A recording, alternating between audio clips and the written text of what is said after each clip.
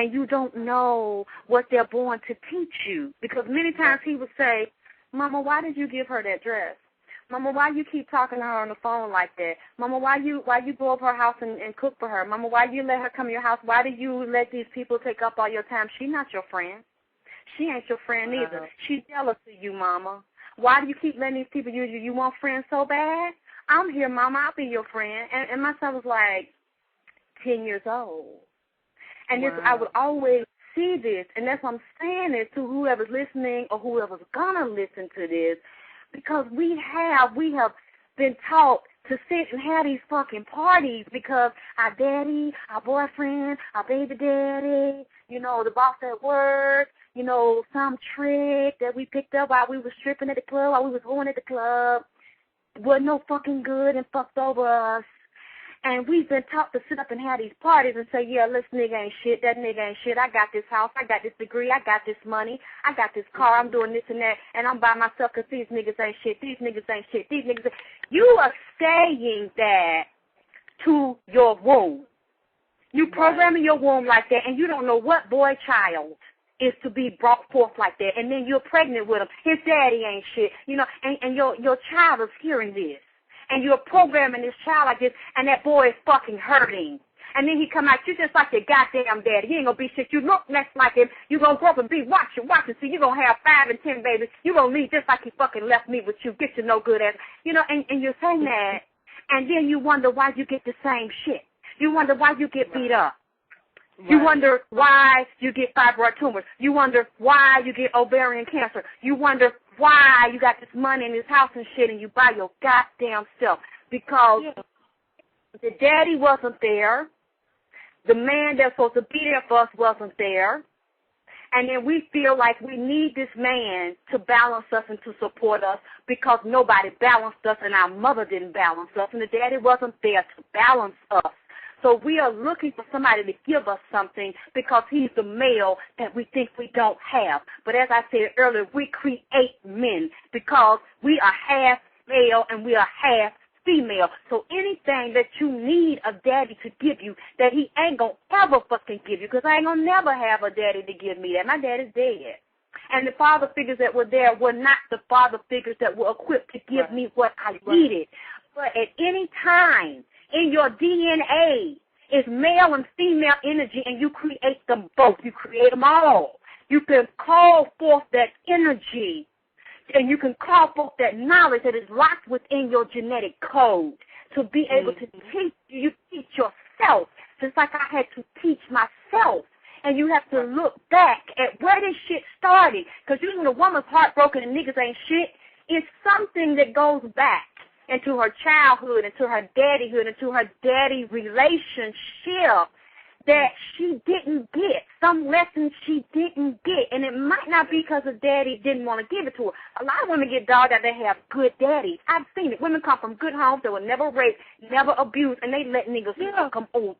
Left and right because it's something that she didn't get. And what I'm saying is, as you balance yourself, especially as we are calling forth these male children to come out of our wombs, look at those children and the knowledge they have to give you and what they have to teach you. Because just because the daddy wasn't nothing don't mean that the son ain't divine. Because what does that say about you? If you call forth a child that ain't no fucking good, that means that you doubt your ability to be good and to make the right decisions to call down the right sperm to impregnate your egg. So it also says that you're inadequate and you're deficient on some level. We got to see about that. We got to deal with that because we have too many black women putting our sons down, looking at them, and even though you're not saying it, the son knows you're thinking it because the way you're looking at him saying you ain't going to be shit. Exactly. You ain't never lie with that one. That's truth right there. That's harsh truth. Yeah. And so many of our black women, they just, you know, they it's almost they speak these ills into their lives. Like you said, they speak it into their womb, they speak it into their existence, and then they wonder why they're ill, they're falling ill to fibroids and ovarian cancer, and they're sitting up in the house by themselves because they're speaking it into their lives. Yeah, it's like, I'm this, I'm that. I got this, I got that. Obviously, you ain't this and that on every level of yourself because you're by yourself. You jacking off. You shoving a fucking toy in your pussy. You got a fucking toy on your clitoris. You carry it in your pocketbook. You got it on your keychain. So that tells me something is out of balance with your money. You got all this stuff, this physical stuff to tell me about, but you fucking alone. It's like, I mean, all these women now, I was totally shocked. They're like, would you please do these lectures in Atlanta? Because so many of them are saying, I got this, they can tell me all this shit they got. But you are almost 40 years old and you've never had a baby. And you've never been married.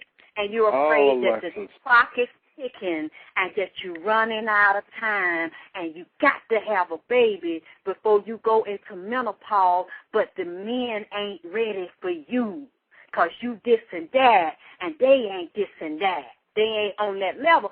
Well, I know that's a lie because I meet men all the time that are this and that. They got degrees too. They got houses too. They fine as hell too with big dicks and know how to work them, and they're alone too. Yeah. So we're missing each other. So it's not, and that's good that we've accomplished those things. I'm glad to see my women accomplish those things because they're inspiring me, and you're supposed to have those things. But to me, it's really not. Why are you bragging about the fact that you can feed yourself? I mean, that's natural. You're supposed to be able to feed yourself anyway. You're supposed to be able to buy your own food. You're supposed to be able to buy your house. You're supposed to be able to pay your own rent. It's not really special to me anymore, especially when I see the deficit in the spiritual sexual relationships that we don't have. So what I'm saying is 360 degrees of vagina power, we're not there. And the women are thinking they're in 360 degrees of vagina power because somebody told you all you got to do is go to school, go to church, make a lot of money, have a certain house, have a certain car, and have a certain amount in your bank account, and have a certain job or have a certain business. Somebody lied to you.